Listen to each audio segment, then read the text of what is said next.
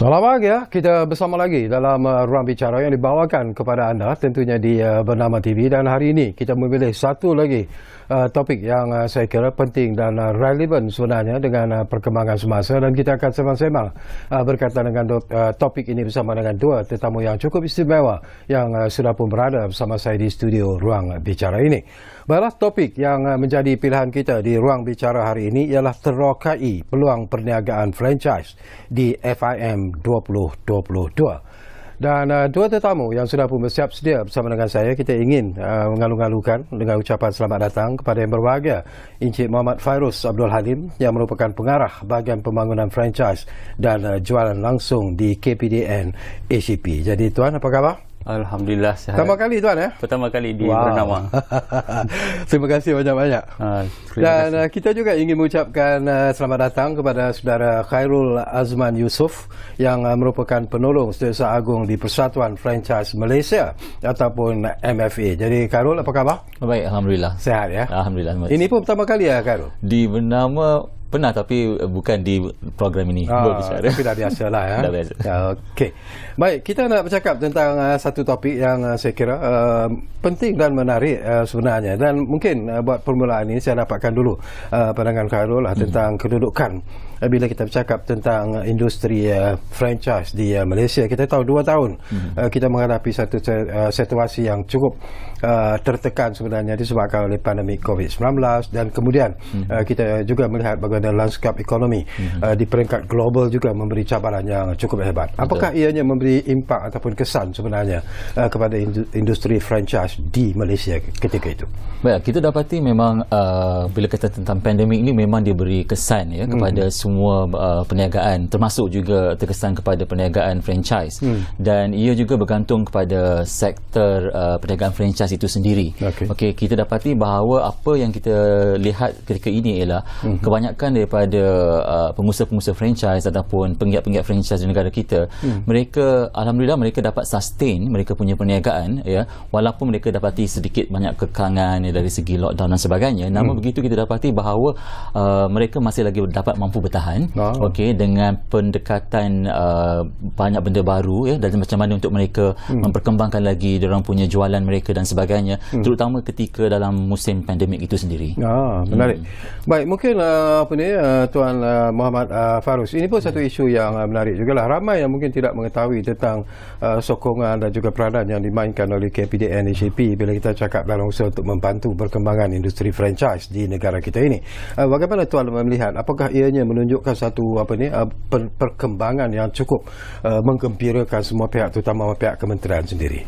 Betul. Kalau kita lihat selalunya kalau KPDN ACP ni dia sinonim dengan bekalan harga barang, ayam, betul, telur dan sebagainya. Tapi di satu sisi yang lain dia juga turut mengambil, dia juga berperanan dalam meningkatkan untuk perdagangan dalam negeri, dan salah satunya dalam negeri dan juga terutamanya franchise dan juga jualan langsung lah.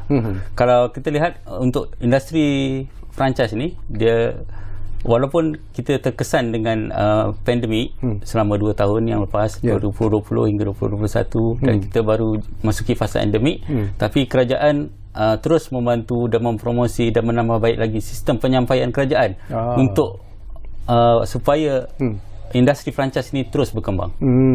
Kerjasama di antara Persatuan Franchise Malaysia ataupun MFA dalam bentuk apa sebenarnya kerjasama itu diwujudkan sebenarnya?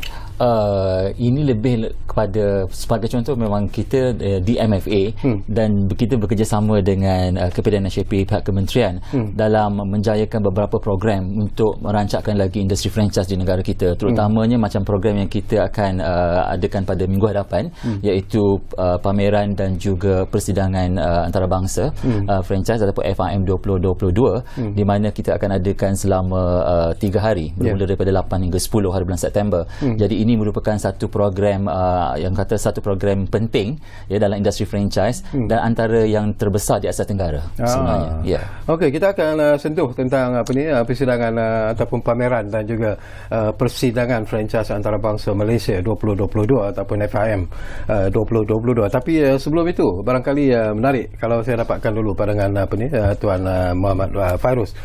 Ini satu perkembangan yang kadang-kadang menggembirakan kita sebenarnya. Kita lihat begitu ramai sebenarnya yang berminat untuk melibatkan diri dalam industri franchise itu. Kenapa agaknya? Apa yang memberi kelebihan industri franchise jika kita bandingkan dengan sektor-sektor ataupun bentuk perniagaan yang lain itu? Kalau kita lihat sekarang, ada kira-kira 1149 franchisor yang berdaftar dengan pihak kementerian. Jadi setiap franchisor yang hendak memulakan perniagaan franchise perlu berdaftar dengan pihak kementerian melalui Akta 590 lah, Akta franchise.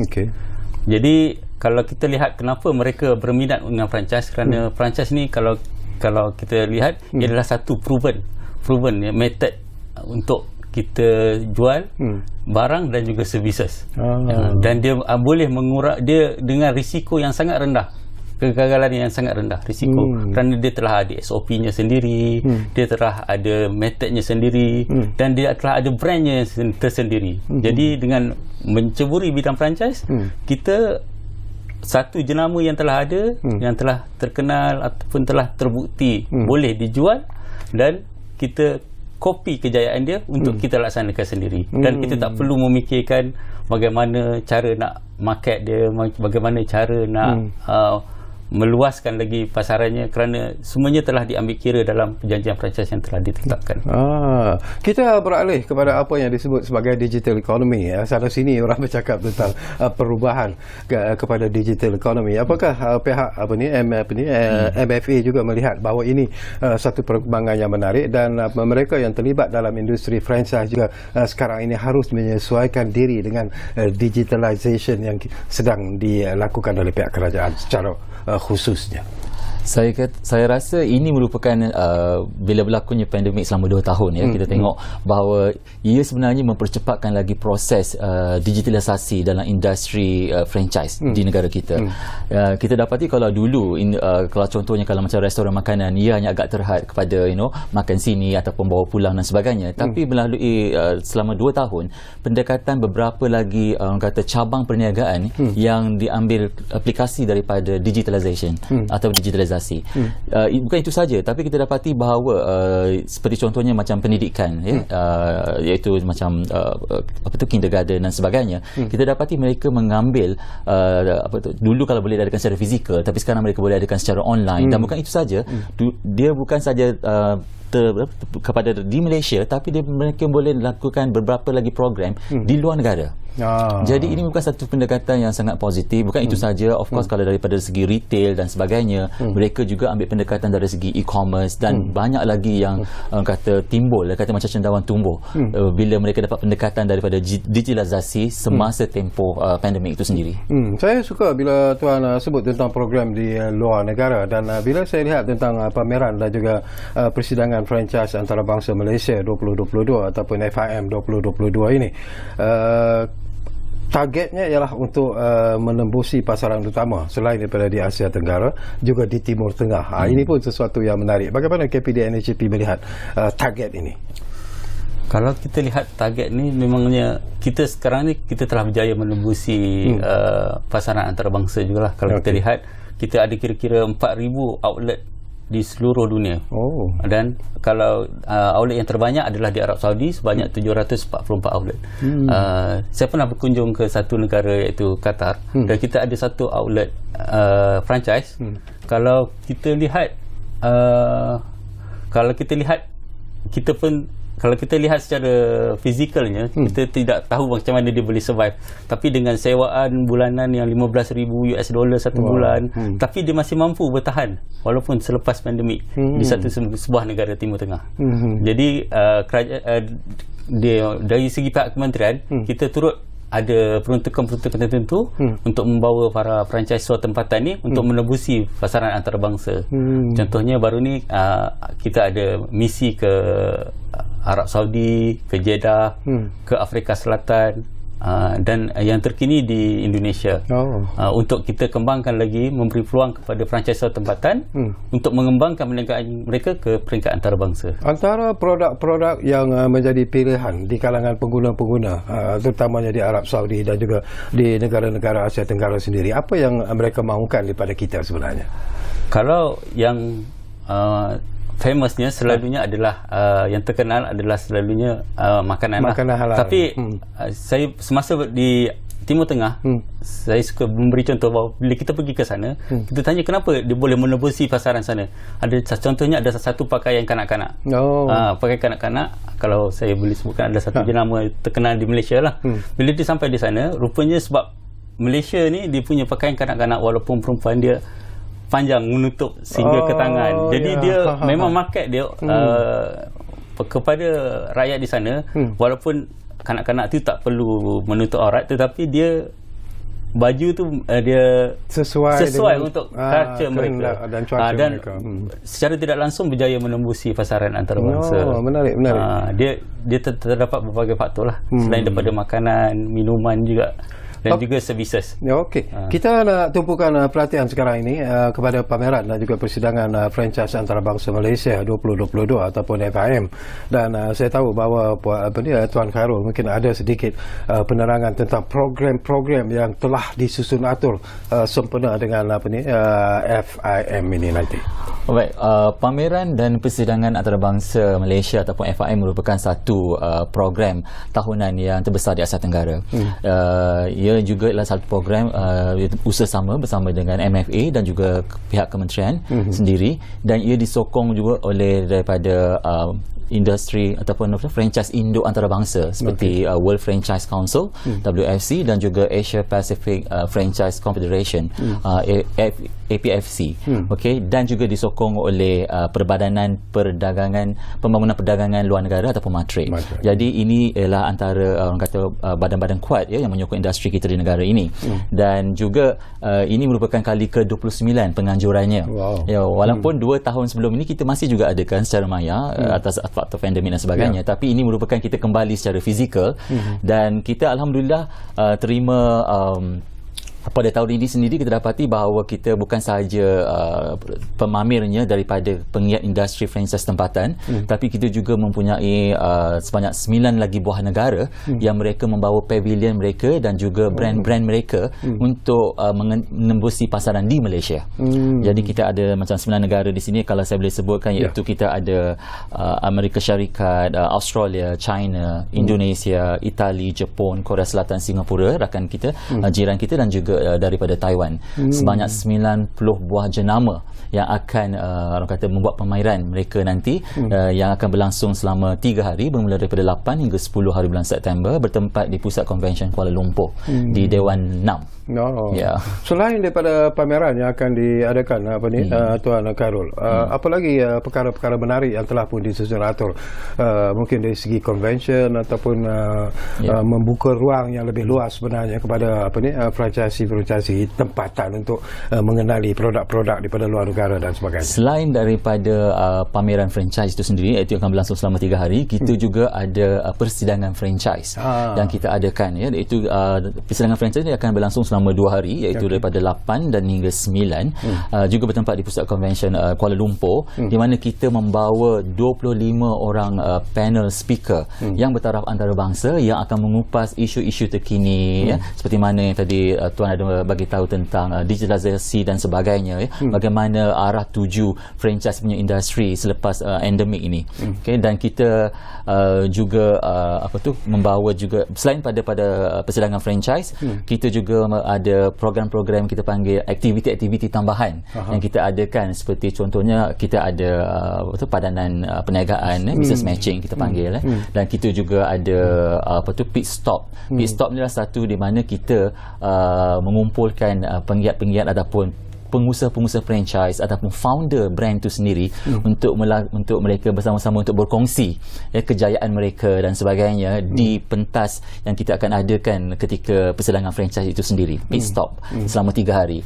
Dan selain daripada itu, kita juga ada banyak edutainment, seperti kita berinteraksi dengan pengunjung-pengunjung dan sebagainya. Jadi ia merupakan satu macam, selain daripada pameran, persidangan, jadi macam satu aktiviti franchise yang kita mahu memberi banyak lagi pendekatan kepada orang ada di luar sana tentang apa itu franchise sebenarnya. Tentang penyertaan daripada dalam negara sendiri setakat ini dah ada setakat ini kita pemamer franchise itu sendiri, alhamdulillah kita ada lebih daripada 90 buah jenama yang akan berada di sana, di mana mereka itu antara sektor seperti F&B, pendidikan, perkhidmatan, kesihatan, rawatan kecantikan, dan juga pakaian, aksesori dan lain-lain. Ini adalah sektor-sektor yang akan ada pada hari itu, kerana kita tak tahu mungkin orang yang ada di luar sana, pengunjung, mungkin mereka lebih cenderung kepada F&B atau mungkin kepada pendidikan dan sebagainya. Jadi kita memberi ruang yang lebih besar kepada mereka.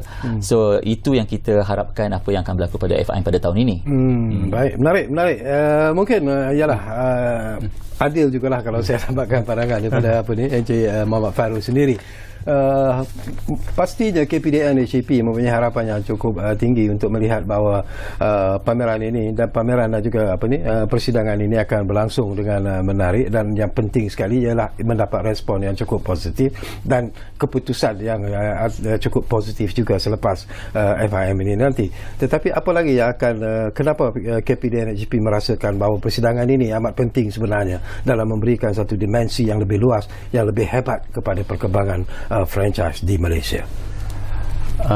Kalau dari pihak kementerian, kalau kita lihat persidangan ini adalah persidangan yang pertama kita adakan secara fizikal lah selepas kita adakan setelah kita menghadapi pandemik COVID-19. Jadi melalui persidangan yang kita adakan ini, kita menyasarkan lebih ramai rakyat Malaysia dapat menceburi bidang franchise yang telah terbukti boleh berjaya sekiranya dilaksanakan. Jadi dengan semua pemain-pemain utama dunia dalam industri franchise ada di Malaysia pada ketika ini, dan rakyat Malaysia tak perlu pun keluar negara untuk mencari perniagaan franchise yang sesuai dengan mereka. Jadi kita mengharapkan rakyat Malaysia dapat hadir ke persidangan ini dan mengambil peluang untuk melihat sendiri perniagaan apa yang sesuai dengan mereka, boleh mendapat khidmat runding dengan pihak FIM sendiri, dengan pihak industri sendiri, dan dengan pihak kerajaan sendiri. Pihak kementerian juga ada membuka bus mereka sendiri, dan termasuklah pihak Suruhanjaya Syarikat, pendaftaran, MyIPO dan sebagainya. Kerana antara syarat-syarat kalau kita nak buka franchise, dia perlulah dipatenkan dahulu, dia ada kewangan yang kukuh dan sebagainya lah. Kita boleh anggap ia sebagai one stop center sebenarnya kepada mereka yang berminat dalam untuk terlibat dalam industri franchise. Baik, kita hampir di penghujung sebenarnya. Karul, itulah saya pesan tadi, sekurang-kurangnya kita memerlukan 1 jam sebenarnya untuk bercakap tentang isu ni. Tapi saya percaya bahawa pihak Karul sendirilah mewakili MFA juga sebenarnya mempunyai harapan yang cukup tinggi dan juga mempunyai target yang cukup menarik sebenarnya untuk mencayakan pameran dan persidangan franchise antarabangsa Malaysia 2022 ini ataupun FIM. Baik, apa yang saya nak beritahu sini ialah seperti mana yang tadi Tuan Syarkawi beritahu bahawa ini merupakan satu one stop, di mana kita dapati bahawa bukan sahaja pihak kementerian, di mana kita mewujudkan ekosistem yang lebih kondusif sebenarnya, iaitu bukan daripada penggiat-penggiat pengusaha franchise dengan bantuan daripada pihak kementerian dan juga agensi-agensi yang terbabit, dan juga kepada pembekal itu sendiri. Jadi itulah salah satu daripada ekosistem franchise yang cuba kita nak wujudkan pendekatan pada FIM pada tahun ini.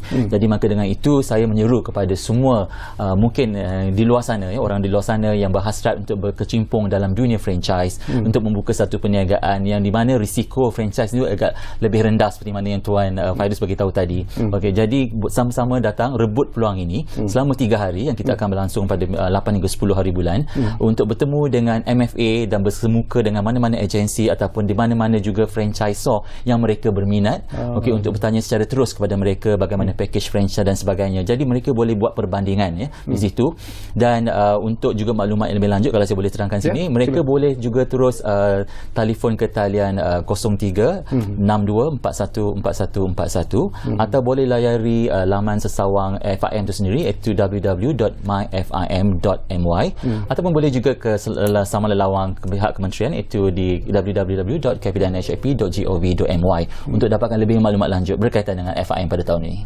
Seperti tiba-tiba terfikir, terlintas di fikiran saya lah.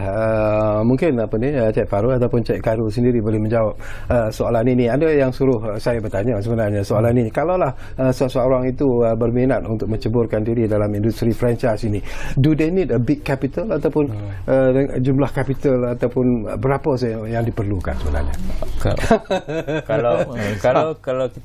Kalau kita lihat industri franchise ni, memang ianya dikenali sebagai industri kayangan lah. Kalau perception orang ramai pertama kalinya, biasanya memerlukan lebih daripada $500,000 lah untuk memulakan. Tapi untuk kerajaan telah memperkenalkan ada franchise mikro dan mampu milik, yang mana nilainya adalah lebih kurang daripada 100,000 untuk mampu milik, dan mikro adalah kurang daripada RM50,000. Dalam usaha ni, kerajaan telah memperkenalkan geran padanan dan geran penuh. Untuk geran penuh untuk franchisor yang mana besar-besar ni, yang dia punya fee untuk menyertai franchise ni adalah sangat besar, tapi dia buat micro franchise yang mana mungkin dia boleh buka daripada, instead of kedai yang besar, dia boleh buka satu kios ataupun satu outlet yang kecil dengan modal yang mampu milik lah, dikatakan mampu dikeluarkan. Mungkin Cik Khairul boleh tanya. Ya. Saya tak nak menyentuh tentang dia punya cost sebab tadi Tuan Fairuz dah bagi tahu. Cuma apa kita nak, orang kebanyakan di luar sana nak tahu kalau apa kriteria untuk menjadi sebagai franchisee. Sebenarnya kalau nak ikutkan, dia perlu 3 sahaja secara asasnya, iaitu pertama sekali mereka mesti mempunyai minat ataupun cenderung untuk menjadi seorang usahawan. Itu yang pertama sekali. So mereka kena tanya diri mereka sendiri sama ada mereka bersedia ataupun tidak. Yang kedua, of course, mereka kena perlu ada capital. Tapi capital kita boleh tengok bergantung kepada size ataupun kata bentuk perniagaan mana yang nak diceburi.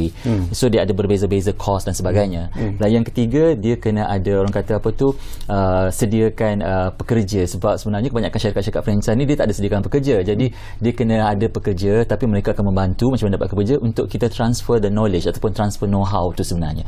Jadi ini 3 asas kriteria yang perlu kena ada kepada semua bakal-bakal pengusaha franchise. Yang lain semua daripada franchisor lah. Okey, tinggal lebih kurang 1 minit saja lagi Fairuz. Jadi jaminan daripada tuan sendirilah bahawa KPDN HCP akan terus memberi sokongan sebenarnya kepada mereka yang ingin melibatkan diri dalam dunia ataupun industri franchise ini. Sememangnya KPDN HCP sentiasa menyokong mereka yang hendak menyertai industri franchise, yang mana mereka boleh mendapatkan khidmat nasihat daripada bahagian franchise dan jualan langsung pihak kementerian, dan kita akan membantu mereka melalui kita juga ada menyediakan khidmat secara end to end untuk permohonan untuk franchise sebagai franchisor ataupun sebagai franchisor, terutama daripada franchisor asing, franchisor tempatan. Kita ada menyediakan satu sistem yang lengkap. Alhamdulillah. Baik, 1 minit juga saya ingin berikan peluang. Tak adil kalau tak beri peluang kepada Khairul. Seruan dan juga harapan Khairul terutamanya kepada FIM, dan kenapa orang ramai juga perlu datang dan menyaksikan pameran ini sebenarnya. Bagi saya ini merupakan kita macam bangun semula selepas pandemik dan sebagainya, pandemik dan sebagainya. Jadi kita rasa dan kita dapati bahawa penyertaan daripada pihak pemamer itu sendiri, daripada agensi dan sebagainya, kami semua telah buat persediaan yang rapi sekali ada 6 bulan sebelum ini untuk menghadapi kepada FIM, untuk pastikan bahawa FIM satu program yang berjaya, dan kita mendapat, orang kata, dia punya hasilnya nanti. Jadi ini salah satu cara pendekatan daripada pihak kementerian dan juga pihak persatuan untuk memajukan industri franchise di tanah air ini. Okey, terima kasih banyak-banyak kepada Encik Muhammad Fairuz Abdul Halim. Terima kasih kepada Khairul Azman Yusof kerana sudi bersama kita. Walaupun masa yang mencemburui kita sebenarnya, saya sendiri tak puas hati sebenarnya dengan masa yang diperuntukkan, tapi saya percaya mungkin selepas FIM ini nanti mungkin dua-dua sahabat ini boleh datang semula ke ruang bicara ini untuk membuat ulasan tentang mungkin apa yang telah pun dicapai sempena dengan pameran dan persidangan franchise antarabangsa Malaysia 2022 ataupun FIM yang akan berlangsung daripada 8 hingga 10 September, dan ianya akan berlangsung di Dewan 6 Pusat Convention Kuala Lumpur. Betul ya? Betul. Okey. Terima kasih kepada anda yang menumpukan perhatian bersama kami di ruang bicara ini, dan seperti yang selalu kami janjikan kepada anda, janji yang sentiasa kami tepati sebenarnya. Ruang bicara akan terus berbicara bersama anda dari masa ke semasa. Kita jumpa lagi.